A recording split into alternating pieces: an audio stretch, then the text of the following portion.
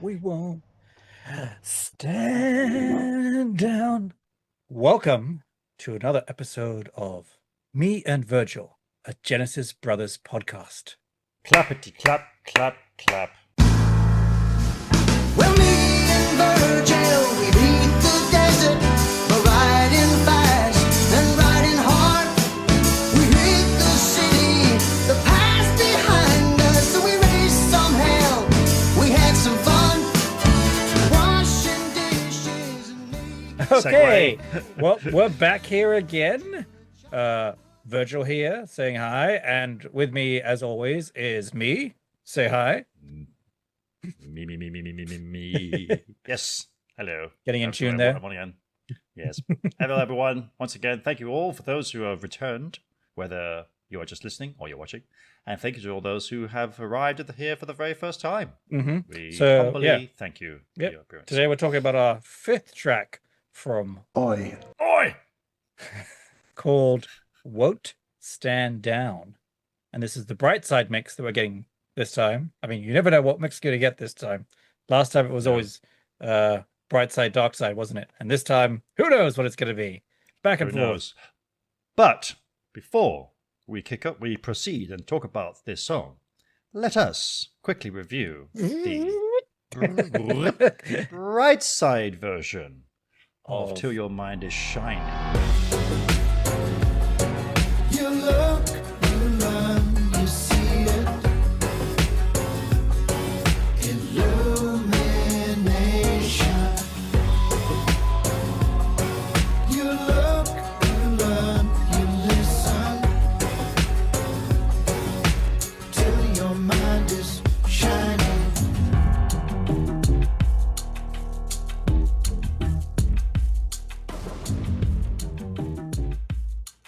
So now, let's quickly recap though what we first thought of Till Your Mind Is Shining when the Dark Side mix came out in April. We were both like, "Ugh." We were thumbs down. Downers on it. It was the downer episode. Yeah, it was. And then we were saying, to basically just sum up how we're feeling about the bright side version, at least how I'm feeling about it. We said, well, like we would have to, if we really said, oh, we prefer the dark side version, because so far we're on a dark side Dark path. loving Yep. trend. And we said the only way we'd have to enjoy the dark side version if it's the bright side version is really, really bad. And the bar was already It's pretty really- low for the song. Yeah. And the bright side version, in my ears, is really, really bad. Yeah. I will say, because Yeah, sorry, I was listening last night, preparing for this, and listening to both mixes of Till Your Mind Is Shining, and I think it's finally grown on me. Listening to that dark Well, side mix, and I was yeah. like, okay, it's not that bad of a song. I'm enjoying Yeah. it this time. I know I said this last time with What Lies Ahead, that I actually put 2 and 2 tracks together, and I was listening to each section one after another. First yeah. bright side, then dark side version, and how I really love the dark side even more. I didn't do that this time for this one because I didn't think about it, to be honest with you, because I just really can't stand the bright side version. I The very did first thing think about it, but I'm like, I really can't be bothered because I don't like No. the song that much. No, I don't like because the song it's enough to do already- that much work. I only did it because I was like, do I really like the dark side version more of What Lies Ahead? I'm like, yeah, Plus, I it's really, a less than 3 minute song. This is a 6 minute song. yeah. Yes. Twice as much work. So, yeah. So definitely our open minds were not shining with this bright side version. And the very first thing I noticed, and especially as a musician, drummer, that drum track that came in, I'm like, oh my God. I think I even thought in the back of my head, Dad's not going to like this. It's like that moment of Jim Carrey in Dumb and Dumber when he sees his love interest going off with some other guy, and as Jim Carrey starts going, almost like he wants to regurgitate. That's how I felt when I was listening to that Pretend drum puking. track. I'm like, oh my God, it's just horrible. Now, how can you ruin a drum beat? Let's dull it and make it sound like nothing. Well, it's just Like you're hitting a pillow. high pitched thing. Yeah. But there are some sounds on it that I kind of dig. But the more I listen to it, I'm like, yeah, that's just sounding Now, really was it poppy and stuff. Thrown in for was the it sake slower of it. at all? It sounded a bit slower to me, but it might have just been because of how the drum was done. drumming was done. I don't know. Well, It that's. I seemed mean, a little it might slower have tempo. felt. It might have felt that way because of the mix. It just makes the whole thing sound duller Yeah, and just drags more. You see, yeah. I just wrote dollar sound here. There's less going on. Everything feels not muffled. Yeah, it's not short or anything, is it? The length is No, still the I same. think it's the same. Yeah. It's Yeah, the it's same, still in the okay. 6-minute range. I think. Yeah. Shame. He does have his. I can't remember the lyrics exactly, but leading just before the chorus, the few lines he has before it, he's doubled up his voice, which was kind of nice. It was kind of like almost an echoey type thing, which was kind of nice. The bit we really didn't like in the chorus in the Dark Side mix is lighter on this one. But like I said, the song's kind of growing on me now, so I'm okay with it. But yeah, again, overall, you had all these extra bits you were saying in there, and I was thinking, it sounds kind of electronic, like electronica type of thing, which I love electronica normally, but I think with Peter Gabriel and with this particular song, it's like, that's not his style. It doesn't work for this song. No, it doesn't. It really I doesn't. ended up basically saying it ends up sounding cheesier. I think it just makes it a cheesier song. Yeah, it really does. It's one of these things where it was just for the sake of we needed bright side mix. Okay, I will do that then. So, no offense to forgive me for not knowing the names by now of each who does it. I know Spike is a name of them, and just sorry, it sounds really disrespectful, but just really can't remember the names. But no disrespect to them and everything, because like I've heard bright side versions of songs before of his tunes, and I really like those. Just with To Your Mind Is Shining was like you said, it was a very tough act to follow with that new version. But yeah, as you said, the more I listen to it, the more I'm getting it now as a song. The progression is still kind of funny and interesting. I still don't get what Peter means by it being the most popular song of both IO and OI. I think everyone is on that opinion of, is this poppy to you? What? Like I said, maybe he just threw it together and that's what made it poppy, as I said before. I can't remember if I sent to you, I think he released the Bandcamp demo he did too. Which sounded nice, better than the Bright Side mix, definitely. But we still haven't heard that my bold prediction of that, we were getting the Bright Side mix on his video. That's still a totally different version that I don't know what that is. Remember when your mind was blown? Connect them all, turn up the light, then it can explode. Then it can explode. Oh my God, you're right. You're absolutely right. Yeah. I was wondering about that too, wondering if there actually was a little bit of the Bright Side mix, that it was just parts of the verses, because Tony is doing some slide stuff in those verses. The more I think about it, I think it might just actually be the Dark Side version. I don't know. It's hard to say. It sounds like there's lots of versions out there, and maybe it's just one he threw on there. Anyway, we're still Dark Side fans, is what you're. So we're still Dark Side fans. It's like, we're still going on that way. Yeah, we can still get the Dark Side version of the album. Okay, so now on to We Won't Stand Down. I did want to throw in real quick our predictions for this song. You were saying it was going to be another "Come Talk to Me" type thing. My prediction for the title, my prediction for the title was "Air Flows Through You." Oh.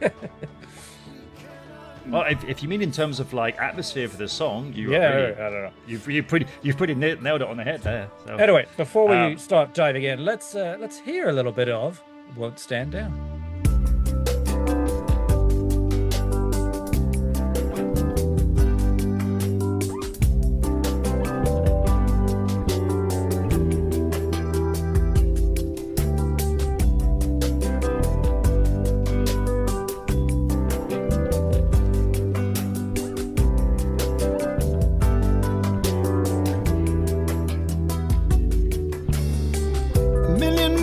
Looking forward, they're all looking out ahead.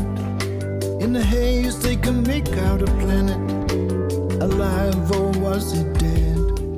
Moving out in so many directions, the inhabitants have lost their nerve, and the servants of the people have forgotten how to serve. This is not the way we want to live, it's not the way it has to be. Not the way we want to live, it's not the way it has to be. But we won't stand down till there's something better showing on the ground. No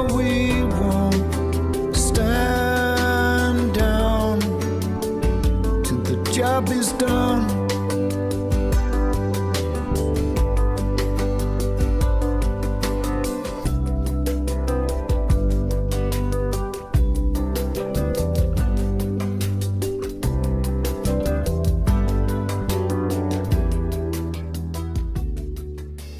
Well, if we've not been hearing it already, but yes. So, of course... Well, without our the voices, biggest- I meant. Oh, okay. So the biggest thing I was like, as soon as I hit play, I was like, we won't stand down. It's like, oh, okay, well, very good title for Peter. It's expected by now, absolutely. He's got a lot of things to say. And Wait, real quick, wants us to come like together before with you that. even listen to the song, just seeing that title, you're like, oh, he's just going full protest, isn't he now? Yes. Thinking, yeah, exactly. Yeah, exactly. Not holding back. And I was like, please, please let this be better. But it can't be any worse. So Please as don't soon try as to that- shine my mind brighter. No. As soon as it started, I thought, oh, thank goodness. Okay, thank you. Well, and again, Thank the it's Genesis interesting gods. because I think every song has started with some strange note at the beginning, some weird thing at the start where you're like, huh?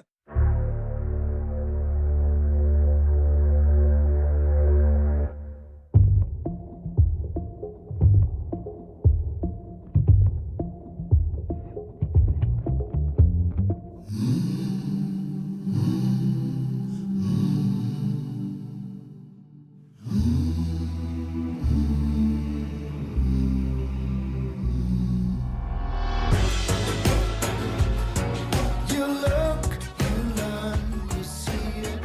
And then Yeah. and so this one went on for like 4 or 5 seconds, I think. It was actually Yeah. quite a long note, and then the melody thing comes in, you're like, And when he kicks in, though, actually, especially, because he's really hitting some high notes there. And I'm like, okay, I'm feeling like I'm hearing the Gabriel from like 1992, you know, the sort of Us era, where he's got this really clear tone. He sounds 20 years younger again. It's remarkable how incredible shape his voice still is. And I'd love to know what exercises he does, what he does to keep his voice in such amazing shape. I know, obviously, you know, he's not one, even though he's got YouTube videos up there, thankfully he's not one of those like social influencers who's screaming in your face the entire time to try and get your attention. Obviously he's not at that age to do that anymore as well, but he still just talks very gently, and it's just that kind of person, you see. So that obviously helps and gives a lot of depth to well, it. it's one of those things that you know you don't have to push your voice in the studio Yeah. anymore to record something. You can sing as quietly as you want to hit that note just right, and they can adjust it accordingly and make it sound really good, Yeah. you know, without having to So bump everything up. So when I first heard this song, I mean, it was a random thing. I literally pressed play because I was finding the time to find it. I'm like, I'm on my way now to teach some students drums. I'm on the way to their house. Song's 6 minutes long. It takes me about 10 minutes to get there. I've Perfect. got time. So it's perfect. I listened to it. I'm like, this is very, very pretty. Very, very pretty. So my first initial reaction was like, thank goodness it's better. And very pretty song. Really, I was already singing the song. The song was already in my head by Catchy. the time I got to the student's house. Very catchy. It repeats, but in a good way. The structure was very standard song, which is Yes. like kind of nice because we've done so many weird things as Peter always likes to do. So just here we got a Well, regular song. that made me think, because especially with the keyboard solo, when I heard the keyboard solo, I'm like, well, the first thing I thought was like, oh, we have a keyboard solo, which I just, to the life of me, I can't remember the last time we actually heard a keyboard solo in a Peter Gabriel song, really. And we've heard bridges and some instrumental sections, but never really a solo, you know. But I thought the way it was played, I was like, this so reminds me of a Phil Collins keyboard solo that he's played, including that tone. Made me think of like Can't Turn Back the Years.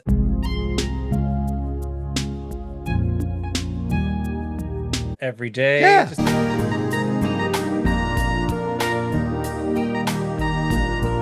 Well, even with Wake Up Call, even though it's faster, but it still has that.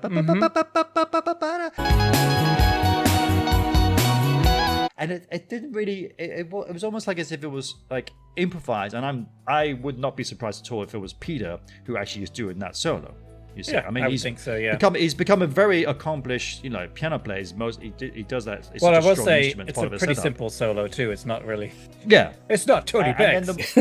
then no. But then the more I thought about it, actually, I was like, you know what? If Phil Collins was asked to say, "Could you write a song that sounds a bit like Peter Gabriel?"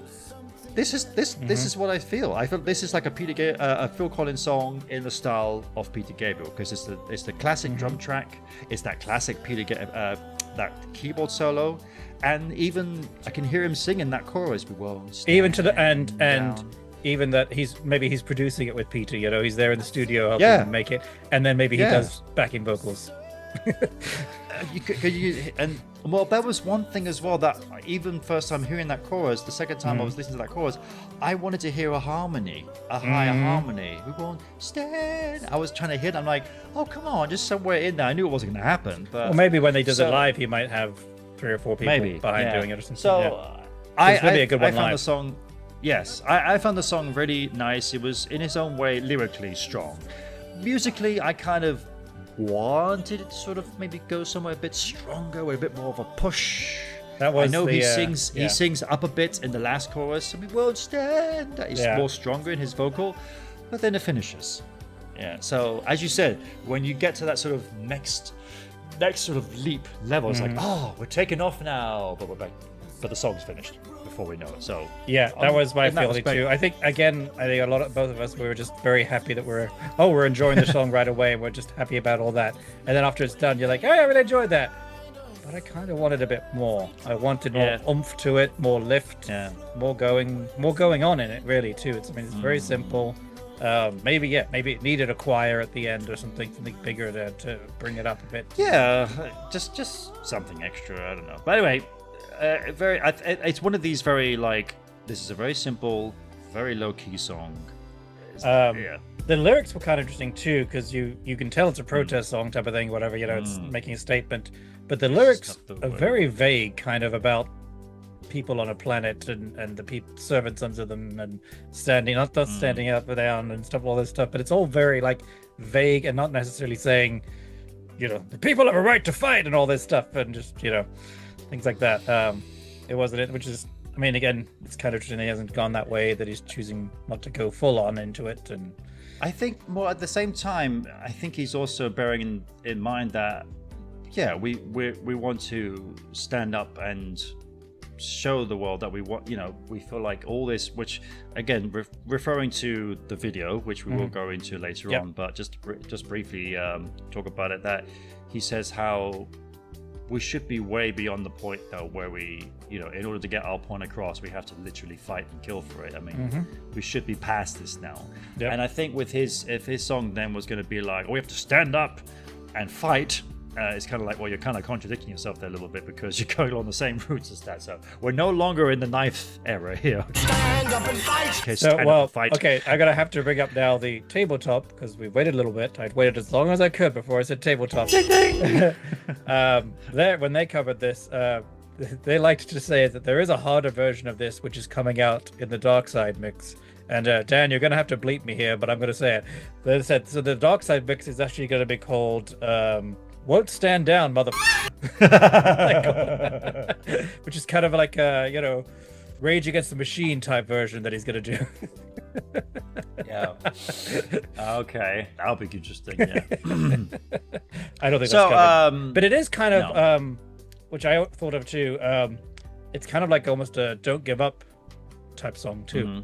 True. True. Yeah, but again, I feel like those lyrics told a story a bit, whereas the lyrics here are pretty vague and don't really do much. Yeah, it's kind of it's a funny timing as well, because we've just we're quite film buffers, my family and I, and we like looking at just sort of these films, and we actually went through the entire what's it called, Hunger Games trilogy.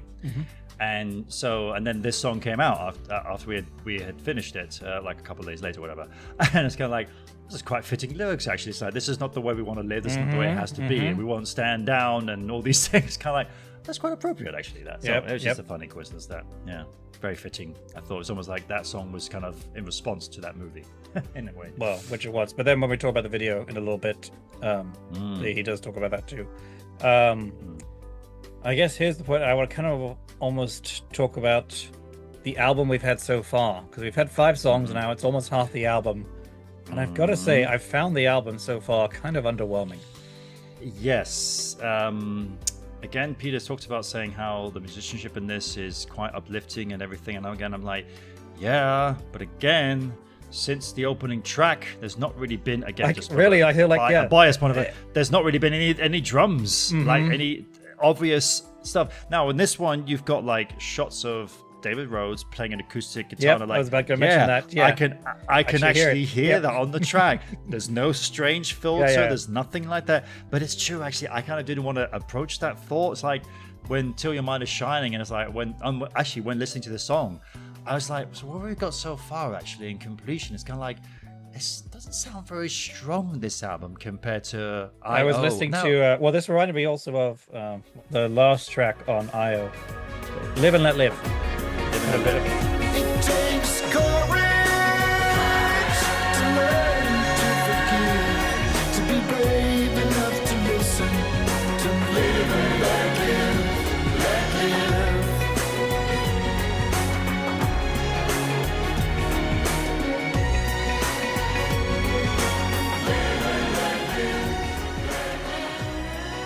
But then that's like a explosive.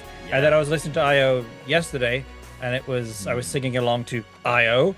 and Road to Joy, and just like 4 Kinds of Horses, and it's just like such bigger, powerful songs that I really feel we haven't had anything like that on the album yet. Just to quickly say, I.O., whether you are a PG fan or not, just a fan of music, I.O. is just a perfect album. I got it from my mother-in-law. Finish. She's not she's a Peter Gabriel fan, but not a huge one, but she likes his music. But she heard that album and just said, this is great. So I got it for I can't remember what it was, birthday. Oh, okay. It's just such a great such a lovely album. It's got great dynamics, and there's nothing too massively different in between the songs. They're not, it has that sound. There's no humdrum. And you said there's so many catchy things. Yeah. There's so many. Well, that's the thing, and I feel like this album, he's gone a little bit more. I mean, I wonder because they are. What are they? School. 3 years older? What if that's got something to do with it? Yeah, I don't know. Yeah, it's strange. I haven't listened to any of Mike Rutherford's Mike the Mechanic's stuff really, but that all seems very light. Always when the little bits I hear of it occasionally, I don't. Maybe it's just a thing it's just an age thing, you know. Yeah, I'm going to say if you look at because we were comparing it to Phil Collins songs on Testify, and that. You could say that's a bit of a lighter album compared to Dancer to the Light or something. Yeah. When I did first hear that album, I was very depressed afterwards. So. Is that it? Yeah, I was actually in between my music classes at the drum school that I was at, and I came home, I had bought the album. I came home, listened to it. I'm like, I don't want to go back to music school. I'm too depressed. I felt really disappointed in the album. It was growing me a little bit more, but. Because it came out, was it 2002, I think? Yeah. I was in college, and I don't know where I found an illegal copy someone had released somewhere online that I got before it even came out. Okay. And I downloaded it. I was like, I don't want to listen to it. I want it till the album comes out. So I listened to Wake Up Call, just that one. That's all I listened to. I was like, oh no. Because it's very different for Phil, that one. Yeah, I just like, okay, yeah, Kid Phil, come on. I mean, it felt cool to still go into a music store, and I'm like, I want the Phil Collins CD, please. It's like, yeah, I'm buying a CD still. Yes, come on, let's do it. Taking it home, playing. It's just the album finished, and especially like things like Drive It. I know we're not reviewing the album right now, ladies and gentlemen. Just quickly touching on it. Will. things like Driving Me Crazy. When that started, it's like, holy crap, he's trying to go dancey with this. Oh my god. From a more mature status, I can see the direction he wanted to take. The producer he's got in the album, I've forgotten his name, different producer, and he just was taking a different Peter or Phil? Step with this. Phil. Okay. Testify. Yeah. Anyway, I mean, maybe wake up call is to your mind is shining. That's each of their versions. No, driving me crazy is too. Oh, okay. That's like for that me. one? That is, yeah. No, not really. No. Okay, no. we'll save that to when we review Testify. Let's talk Yes. about the video now. Yeah, I've got here. Yeah, well, you do get to see David Rhodes on acoustic guitar, which was fun playing it, and you can hear it in the song. I liked that we got a shot of Peter in his, in his little cubicle area there with his piano Yep. and everything, and Yep. you actually see him singing. This is Mhm. not the way we want to live. This is we won't stand down. You Yeah. actually see his lips Yeah. saying those words, which was kind of cool. Yes. Yeah. Yes. He said he wrote this song for elders.org, which is Yes. like a group that has, I think he said Nelson Mandela and Richard Branson. yes, the one about yeah and stuff, and just this group. So it's kind of meant to be a big uplifting protest song. Yeah. Yeah. And it's not about gaining power and No. military action and things like this. It's about peace. I mean, he's Maintain been dancing around a bit in the last few songs in these videos because of how the things are in the world. And this one, he was able to just like speak his mind and really let live, saying, "We need to start envisioning a world that is much better than what we are currently part of." This is a full protest song, I was saying. And then I said, so did he pick? I mean, did he pick this song right now because this is the perfect song right now for releasing with how things are? Because again, it feels like we've been Well- leading up to a bit, and now he's like, okay, I got to release the protest song because everything's just getting worse and the wars are getting worse. And Well, I mean, he does talk about saying like how the bombings. He said, well, Yeah. it doesn't actually directly have anything to do with the bombings in Iran. It's just that because he wrote the song before that. He said. yes, but he's chosen when to release it. Oh, I see. He could release this in October if he wants, Hmm. but he said he's chosen to Well, now. that's what I mean. I feel like he's taking an emergency approach to be like, man, things are really just not improving. They're getting worse and worse and worse. I'm getting older, and I'm going to get to the point where I have to leave my kids behind in this world, and that would be nice to leave them behind with some hope.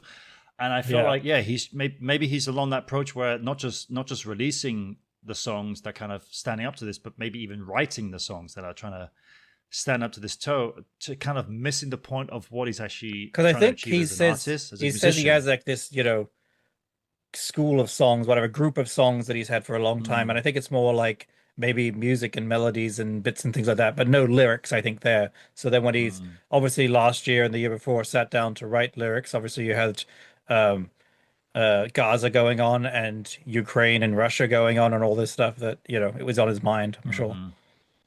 Yes. But then it was an album about connection. Well, that was that. I'm just saying. Connecting with each other. So when he was writing the lyrics to the songs for Oi, he might have right, had I these see. in his mind. You see, if we're going on with that. Yeah. He says the emotion. He wrote this as with an emotion to be up and positive, even though the subject is dark. So it's an upbeat, sad song, which is actually what you kind of predicted in the last episode. Yes.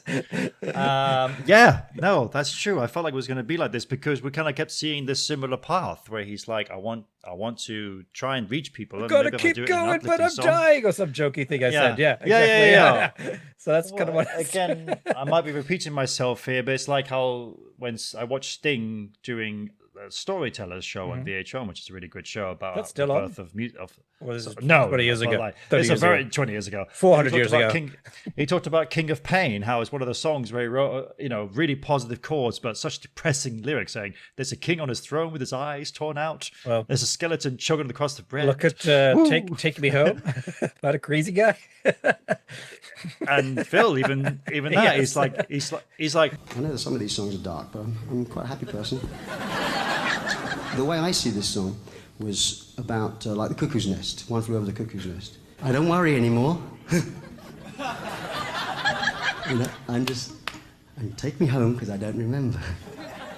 So anyway, but yeah, I've got that too here where he says emotion can change enormously.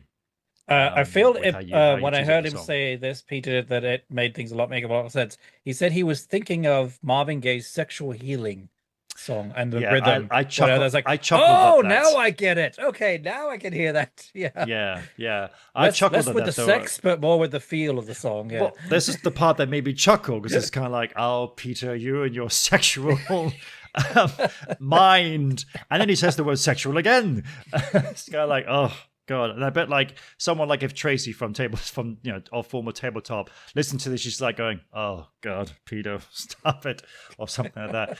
But he was trying to create like Feel. an emotion, Yeah.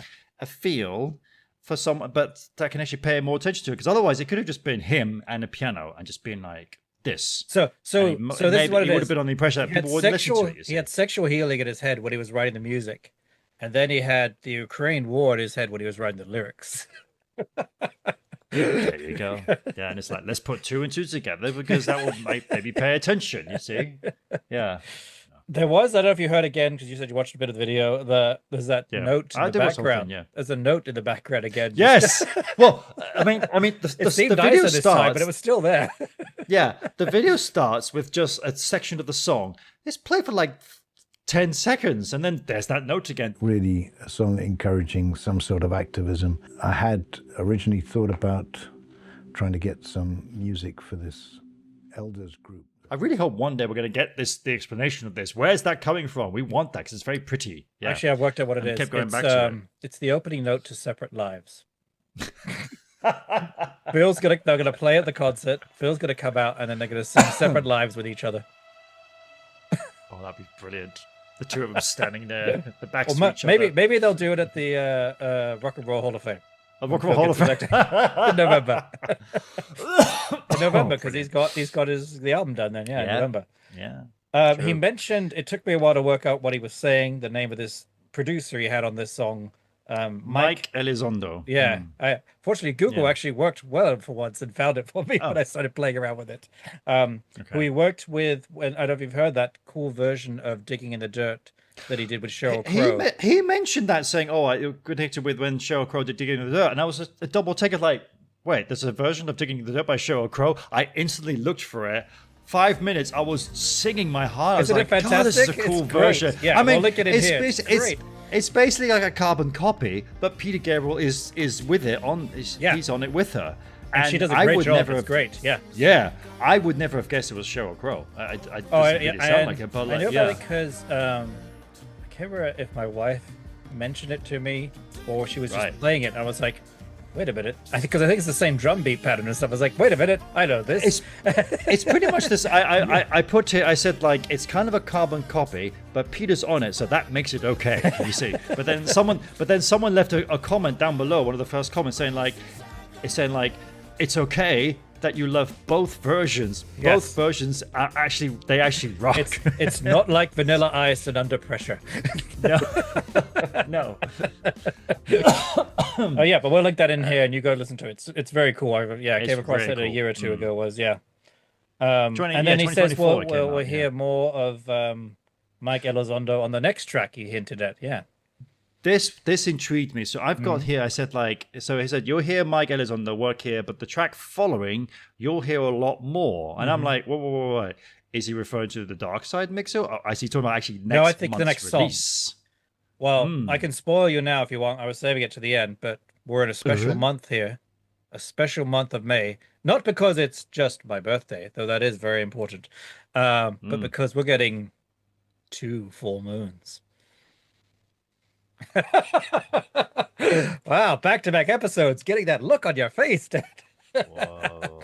Yes, we get on May Okay. 31st, we get our next PG song. Produced by Mike Okay. Elizondo. Yeah, and apparently also he's got a really good percussionist. I don't think he mentioned the name of the I percussionist. can't really set the name, but I wasn't going to work that hard. I'll worry about it next Yeah. time. Contributing to and he says contributing to tracks you're gonna hear later on. 'Cause, I mean, so maybe we are gonna You get know, a bit more Manu Katchi's upbeat been stuff. working so hard on all these songs. It's nothing but his drums all the time. So now Well, he needs well- another guy in there to help. Well, I was thinking, I was like, where's Manu Katchi in this? And then to make matters worse, as if they're taking the piss. There's a beautiful shot looking over into the studio, and it's like, oh, and there's Manu's drums. He's not even sitting on them. He's nowhere to be found in the video. Come on, where is he? He's been on It's like- holiday it's the like- whole time. It's like as if it's almost like Peter's not realized that it's like he grabbed all these great songs for IO and then Who else realizing does all these other Motokachi saxes play are- with? Sting? Does he play with Sting? Yeah, he's plays with Sting. Yeah, So maybe yeah. is Sting on tour right now, and maybe he's using. I think he is, but no, he's got this other, I think, rock drummer or something like that. Oh, okay. Yeah. I was going to say maybe he's yeah. because it's weird. Isn't it? Oh. We need more Manu. No, but I just remembered. I just saw a video like a couple of. No, I didn't watch it, but there's a shot of Malokachi appearing on Drumeo. Oh, He's appearing there. The Oh, Drumeo, maybe I the did see that, the yeah. Canadian website. So I was like, maybe that's where he is right now. He's in Canada. He's nowhere near Real World Studios. quick segue. So, One day we will talk about the Phil interview on Drumeo. Oh yeah. Yeah, but anyway, Definitely. so that wraps up the video for me. I want to talk a little bit about the artwork. Mhm. Peter did say Very he beautiful was artwork. saying it is harder when he has to find pieces of art for like the Yeah. album cover work for the song cover rather for political songs like this, protest songs, because you don't want to be Yes. too on the nose. You don't want like a hammer smashing down a person or something like that. So that's why he didn't want to be too on the nose. He says, but he found this artist, Shirin Neshat, who actually is from Iran, or she may refer to it as Persia, where she's from. Persia. So again, this is why they've had a lot of connections with Iran and this song and stuff. And but she uses kind of black and white images. I really thought it was a simple and beautiful image of the overlaid hands Yeah. with the artwork. You're seeing it right now, right there. You go opposite. Go opposite. It's the trick. Oh yeah, because it's Yeah. that's it. I'm starting to learn. It's two sets of hands, and I don't think she officially said this, but Peter's interpretation of this was it's to fight and protect the future for our kids is what the image he took from it, basically, of the hands. But isn't it also a? But then he mentions this it's so translated. there's writing on it. Yeah, there's writing on the hands. Is that what you're talking about? Writing, Yeah, which is from Rumi, who's a Sufi mystic from the 13th century. So actually what the writing says is, "Give me your hand so I can be held." Was what the writing says on there. But Rumi, I mean, I know Rumi from my bookstore days. You should too, actually. He has a lot of books out and stuff. A lot of people use him as inspirational and philosophical writings and stuff. Yeah. So so what does it mean again? Lay It your says, hands. "Give me your hand so I can be held." Give me your hands so I can be held. Okay, because Peter Gabriel does have a song called "Lay Your Hands on Me." Oh. But this guy was Then from the again, so does 13th Bon Jovi. century, so he beat him a bit. By about 700 years. But maybe he was thinking of him when he wrote that song as well. So I think that's all I've got. Yeah, because then the last bit was just about the if it was written for Iran, which we already talked about, because it wasn't, as you said, it was written on before it was a very fitting artwork. Because it's like we won't stand down because say we want to fight this future, especially to leave this world behind for our children, and there they are. So And I think with him saying you'll hear more of Mike Elizondo on the next song, kind of points a little bit to, we keep joking that he's choosing when to release certain songs, but maybe he does have them laid out specifically for when they're coming out and what's coming out, and so this was when this was going to come out. It just happened to pair nicely with the state of the world getting worse.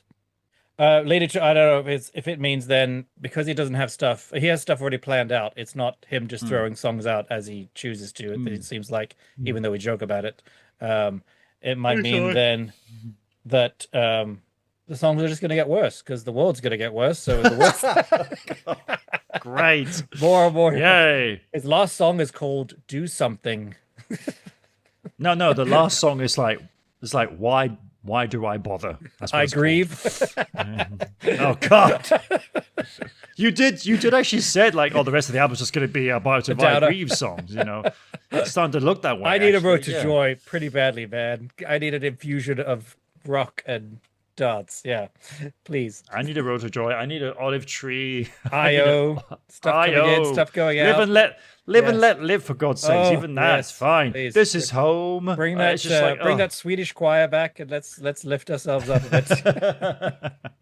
All right. There you are, So, what therefore then is your dark side prediction? Do you think you Well, can like the song even more? Yeah, and I'm hoping that there's going to be a bit more of like a more thrustier drum beat. More oomph? You Oh, see. okay. More oomph, yeah, because this was the bright side. So You can nice. take good. the pillow So- off the drum so you can just hit the straight drum now. Because well, it's funny that with the video that we don't actually see Manu in it, but actually I can kind of hear more obvious drum sounds in this. You see, but that was the bright side. So now we probably get the dark side. It's going to be all filtered down. And I'm just everything thinking of with how, effects. like, Who in knows? Panopticon and Io, just how he did crazy things with his cymbals and Yeah. stuff. It was so Manu Yeah. that was like, just like, this is fantastic. And we're getting none of that in this. I want What was the some first song again? pizzazz. What was the song? I've forgotten the first song in January, which is so terrible. Of What was what? the first song of this album? On Of this album? Been Undone. Yeah. Oh yeah. Which there was some drums there. That's true. There were drums there. Yeah. Soft. But that's been it. That's been it. Mm-hmm. It's just been drum. It's just been drum machines and stuff like this, and nothing obvious. Anyway, dark side. So you're saying you're going to get a little more. Well, we're gonna get we're gonna get a bit more thump in those drums, and maybe something with his voice. There might be some sort of effect going on, which I'm hoping for. Just something more to just give it Echo or that bit of something, extra or thing, and deepening. maybe some sound effects as kind of as the choruses carry on. It's going to be this shh kind of thing. I'm intrigued to see because we've had all the Coming there out was on no- the 16th of the month. Ooh, not 5 days away, I think. Because it's not because we didn't have any real like funny bright side percussion stuff going on with this version. There was nothing like there was no like little tambourines or Yeah. things like that going on. Tambourine. I forgot that last song. Well, no, the worst thing for the To Your Mind is Shining when you had that very strange kind of like Ray Charles piano thing at the end on the dark side, it's like just straightforward. Ba, ba, ba. Bright side, it's like it's I like some said, crazy filter, turning up the awful cheese. filter stuff. So cheesy. Oh, it was horrible. It was horrible. It was so horrible. It was like a student just like let's bring Alright. a student. need- who's we just need to let fresh it go, to Dan. mixing, We need to I, let- oh. Yeah, we know your mind isn't Anyway. shining with that one. Let it go. We're on. We won't stand down now. It reminds me a bit where I read Ray Manzarek, his biog. The one I got you? Late Ray yes, the one you got me, signed by Ray Manzarek as well. When I yes. met him back in the late Ray 19 Manzarek, yeah. Was it Yeah, 99, 97? 2000? No, 99. Yeah. So and now he talks now. His To Your Mind is Shining. And by the way, I in still remember that the question I asked him. I said, well, so my brother's a drummer, and he was up and coming. What advice do you have for him? And he says, practice. Practice. If you got the energy, you'll get it. And I can totally hear him saying that. But his little beef was that he kept going on about in the book is Oliver Stone's version of the Doors movie, and how he hated it. He hated everything about it, and he mentioned a couple of times, and then a little bit later on, he's like, yeah, but then. And then, just like in the Oliver Stone movie, but that's you, Oliver Stone, isn't it? That's what you do with your movies. You just turn it and Hollywood it up. And he just starts going on the rant in this book. And then he's like, okay, enough about that now. On with the story. And that's how I felt just Wait, then it's when his you talked biography. about this This as is what he well. wants. Kind of reminds me Yeah. when Stephen King talks about the Shining film. Oh, yeah. But Or the as much as I want this to be a Stephen King podcast, it is definitely not one. So we won't go onto a tangent against that. But if you want to hear Yeah. more, message us and I'll talk to you about it. And about why Stephen King hates it. And I agree with him. It's a great film, but it's not The Shining. Oh, yeah. No. The So next song, I don't know man, what I'm what's the- predicting. what's Well, I don't know what I'm predicting. I'm just trying to think if I have any predictions for the dark side. I want to say like Dark he's side. going to bring in a choir. We're going to have a choir that we didn't have there before, but I think that's too much. You can't do That's that. too much of a Right, how too much much can of you? a difference Can I with the change dark it? side. Can I change it, Peter? No. No. No. No, I'm intrigued what's going to happen with the keyboard solo. Maybe there's going to be something different with it because Maybe it'll be I'm better. not really like. And the piano listening to was that keyboard different. Solo. The piano was sounding different than for the last song. So maybe Yeah. this one it might sound a little better. I don't know. Yeah. Because I'm not like standing and looking over at the sunset with this keyboard solo going like, oh, I'm so moved by this. I'm like, Maybe no, it sounds maybe that weird. strange note in the video is going to be under the song, and it's just going to lift it a bit more. I just want a little more going on in there to keep me hooked better. Yeah. because I enjoy it, and then I get a little bored and like, okay, Well, what's because next? as lovely as the chorus is, it's sung about 8 times, I think, in the whole song. You see, so yeah, as lovely as it is, and And I very can see it being a moving, really good one what a live if beautiful we're all melody. singing together and everything. Then it'll be a lot more bigger and stronger. It's a beautiful melody, and I think it's the bridge part as well, where he sings it. He takes the melody to a different level. His voice sounds great. I mean, people, do not get us wrong. We are not dissing the song in any way. We were just saying it could have just been nice to have gone somewhere different. But as a song, beautifully written, it's a stunning melody that he's got, and Peter's voice just keeps sounding better and better, really. So now I guess if you really compare it, song, it is kind of like Never a Time, which is the 5th track on We Can't Dance. But I also love that song, so I don't feel as if I can't really say that. But I know people sometimes say Never a Time is kind of a weak song, and it doesn't do much for them. So we've been saying the last few times now, saying what's the prediction for the next song? We're like, oh, something upbeat. Well, we haven't really got that yet. We haven't had that yet. So who knows now? We could just keep saying it. Like, Unfortunately, oh, an upbeat song I'm turning next. pessimistic on this one. Yeah, we're getting it on the last day of the month, on the 31st. I'll be done with my birthday by then, and I think I'll be ready for this downer of a song he's going to give us on piano. Maybe we still haven't had the piano song I'm waiting for. That's going to be a downer. Manu Katsu's left the building, so it's definitely got no drums in it. It's like, I wanted to be more obvious with this song, you see, hence the title, This Sucks. So, I don't know. It's just... This does not portend well for this podcast that we keep kind of not doing so well. We need something, Peter. Come on. Oh, but he didn't actually explain why he was there, but he was now, this time, doing the video, not from Real World, but from Air Studios in London. Do you know about that? Do you know where that is? I don't know anything about that. Oh, I know the studio. I've not been there, but I know of the studio. But the question was like, why was he there? He didn't actually say why he was there. It's like, is he mixing? Because he's rehearsing Separate Lives with Phil. Come on, I would explain this. Oh, that's right. Yeah, for the Rock and Roll Hall of Fame. Yeah. No, I was excited because it's like, oh, you're in Air Studios. Why are you there for? Why are you here? But he didn't say at all why. He just then started talking about the song, which, of course, was the whole point of the video. I get that, but... I mean, where is Air Studios in London? I don't know where he compared. Where is Real World? Is that in around London, or how far away is it?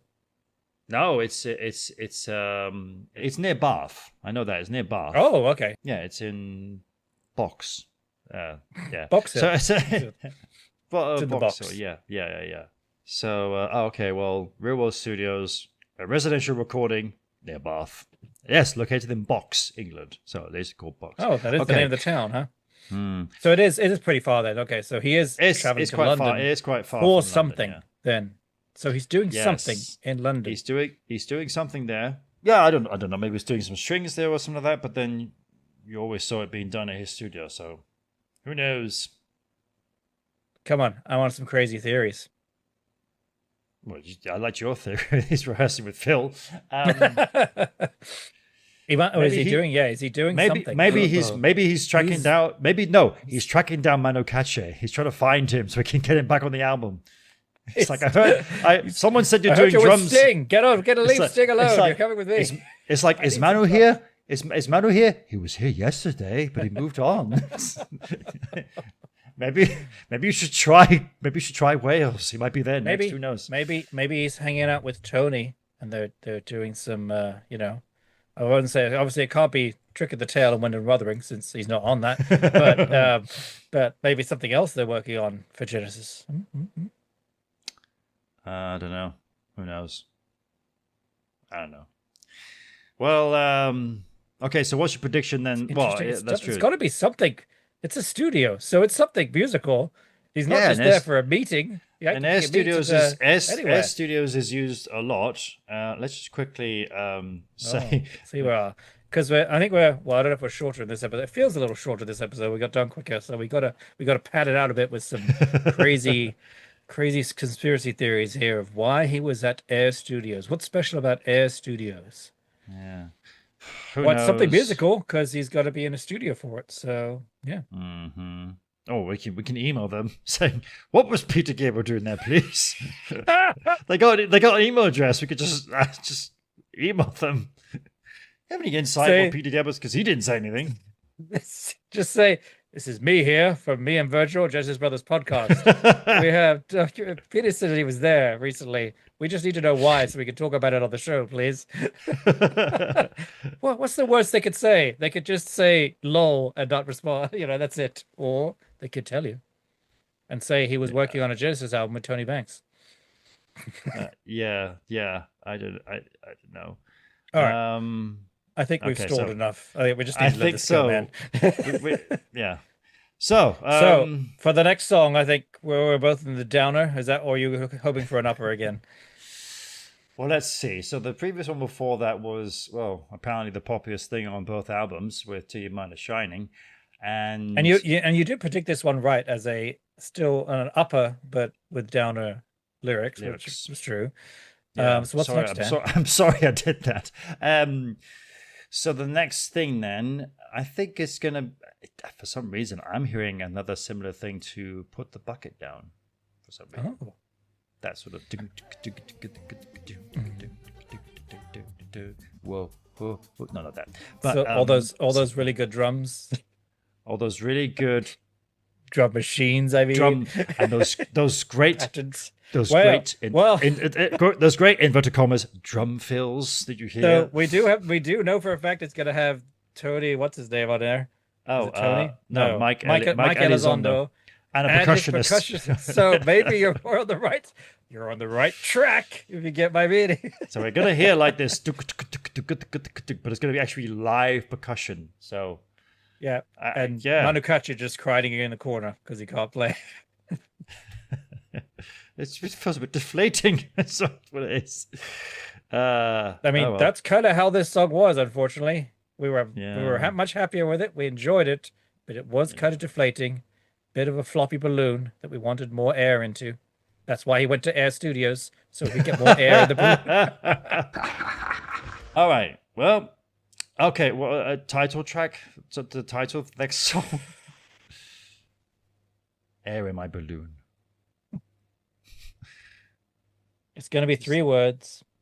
Ooh. From in the title. That's all I got. Ooh. That's all you're getting from my prediction. Ooh. From this point. That's another political. Yep, I know. Leading. Yeah, I like it. Yeah. I like it. Can go anywhere from point. This. Yeah. Or okay. From this point on. Yeah. Well, all yeah, right. I know. Moving forward. Well, this has been me and Virgil, Genesis Brothers podcast, talking about Peter Gabriel's 5th track off Oi, Won't Stand Down. Thanks very much for joining us. We were happier with this one, but still not exactly thrilled. What did you think about it? Let us know. You can leave comments here on YouTube. You can send us an email. Just stick through to the end of the episode and you'll hear how the various ways you can contact us. And again, should be mentioning this. Dan loves to put outtake stuff after that end credit bit at the end of the episode, which I always stay for and enjoy because I never know what's coming. So I really recommend you do it because it's some funny stuff. And if you missed it already, go back and check out the early episodes and just, again, skip to the end with the credits, and then you can just wait to the end and enjoy those outtakes because they're pretty funny. Yes, because but otherwise, if you do like have the patience and everything, then you will be rewarded for it. Mm-hmm. Meanwhile, I keep doing that with Tabletop Genesis too, because they were doing that, and then I keep waiting, and then I realized I wait longer and longer, and I realized, oh no, it just ended, didn't it? Yeah. They didn't do one this time, and I'm disappointed. No. Alrighty, but yeah, till next time. We'll till next time. Well, I mean, we'll see you. Well, we'll see. Because actually, Peter Gabriel will be back then twice this month then with the bright side, dark side mix. We won't be back this month, I don't think. No, unless you have Lamb 2 ready. Definitely not, because I've been in the studio in London this all week working with. Are you able to talk about it at all, or are you not allowed to? I don't know. Oh, I can talk about it. It's fine. Yeah. I mean, you can mention it. What you've been doing? Mention it. Well, I've been in Cheltenham, southeast London. With Dave. Is it close to Air Studios? Don't think so, because Air Studios is like a London city. But and I've been recording with Dave Dominic Fowler, who is a very well accomplished musician, and he has been a recording engineer for many, many years, but he had his own studio, but he's been mostly known for working with Australian Pink Floyd for the past 15 years.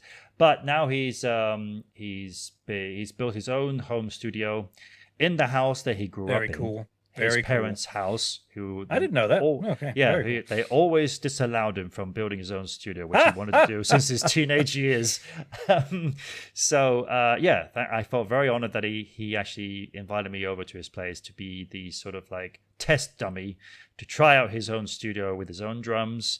And was really professionally all put together. The drums are phenomenal, and in about 4 days, we've put down about 24 tracks. So I got back this morning, and 24 tracks. Here. That's a double 24. album. Well, yeah, there was some. Yeah, well, that's the thing. He's hoping to do that and everything. Yeah, it's all still. Is it a quite early concept stages, album? But Do you know, or is it just music at this point? it's just music at this point, so there's nothing ever. But as a fan of him and his work, felt very excited and felt very honored, as to say, that he invited me, because it's just him doing all the music on the album, playing all the instruments with me extra. So yeah. Written, It was a lot of edited, fun. produced by Dave Dominifer. Correct. Yes. And We it were sounded living good. and Did you hear breathing some and of the? Did you hear some of the playback? Oh yeah, he's already been sending me some of the cool. the stuff with the mixes he's been doing, and And in it's been a lot your of fun. career so far, you've seen a number of different studios, from pretty Yes. cheesy shed-like to fancy real world yeah. studios. I guess would be the pinnacle for you. Playing But- on PG's piano. but having worked in Dave Dominic Fowler's original studio that he had in Southeast London, when he said he was going to build his own studio, it's like, well, this is already going to be amazing, but even better, and it is. You see, so And when was he's that? Just the first time meeting him and in the studio. Oh God, 2001. So I was going to say, it was a while we're ago, talking wasn't it? 25 years ago. 25 years ago. Yes, that's how long Phil was in Genesis for. What do you mean? He's still in Genesis. He never left. Oh, well, the first time he left, yeah. He I joined don't them in care what the wiki page says. He's still in the band. he joined them in 1971 and he left in 1996. So there you go. All right, so Now we will Okay. end it for real this time. That was a nice little sidetrack, though. yes, but now we're in for real. So this is good night from me. And goodbye from Virgil. Please join us next time. We'll see you all next time. Could be the next Dark Side discussion, the next Full Moon discussion, or could be the Lamb release. Who knows? You never know. There's plenty of content coming. That's the point. That is the point. All right, until then, don't stand down. What did I say? From this point? Is that what you said? From this point, let's not stand down. From this point on. Keep Let's our not minds stand down. shining. Okay, Let's- just stop it. let's- Stop it. Stop it! Me and Virgil chop some wood, but we stop our swinging just to listen to a crying. Thank you for listening to Me and Virgil, a Genesis Brothers podcast. Be sure to subscribe so you can get new episodes as soon as they're released. Feel free to rate and review wherever you get your podcasts, and be sure to mention us to your Genesis friends so you can agree or disagree with what we talked about on the show. Me and Virgil, a Genesis Brothers podcast, is edited by Dan Telander and produced and hosted by Dan Telander, aka me, and Alex C. Telander, aka Virgil. If you'd like to reach us to let us know what you thought about this episode, or if you wanted to correct something we were very about, you can reach us at meandvirgilpod@gmail.com. We'd love to hear from you. Looking for someone. You can find us on Twitter, Facebook, YouTube, and TikTok under the handle meandvirgilpod for announcements and info about the show, as well as anything else we'd think you'd be interested in related to all things Genesis. For now, thanks again for listening. We really appreciate it, and see you on the next episode of Me and Virgil, a Genesis Brothers podcast. Well, me and Virgil, we beat the desert, we're riding fast and riding hard. We hit the city, the past behind us, so we raised some hell, we had some fun. And to this day, I can hear my saying to me, you're a big boy now.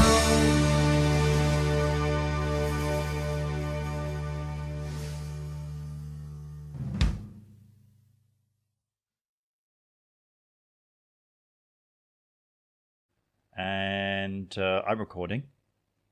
I'm which is recording. Fine. I'm recording you. I'm recording. You're recording I'm me. recording too. Yeah. There is a rattling. From me? Mm-hmm.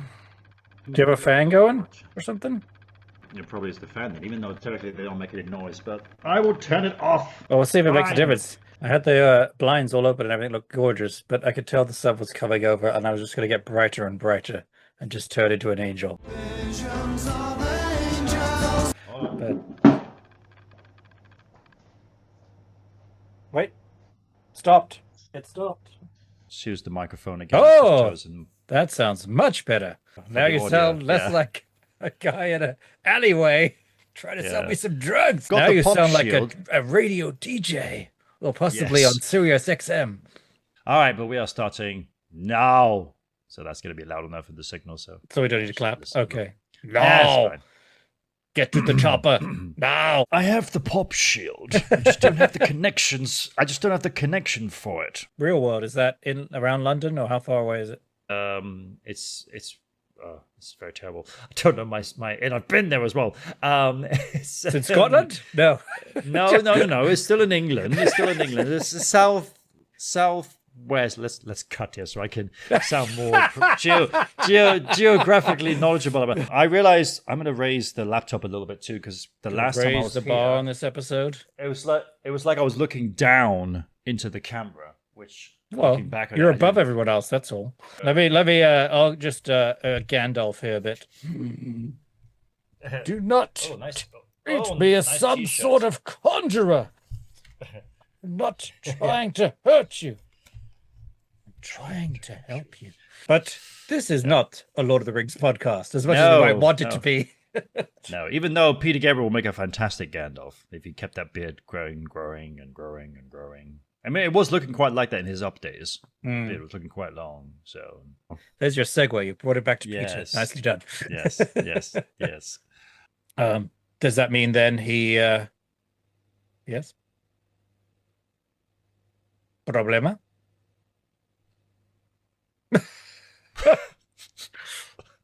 Okay. What the heck was that? I don't know. I didn't hear anything. So, and it just said your internet you- connection is you- unstable. Okay. Yeah, you froze massively. But you so- you did it. You see, hopefully you got your. Well, we should get your angle, which is great because it's just you looming into the camera slowly and then stopping. It was fantastic. Great outtake. That's where we end. Yeah, that's good.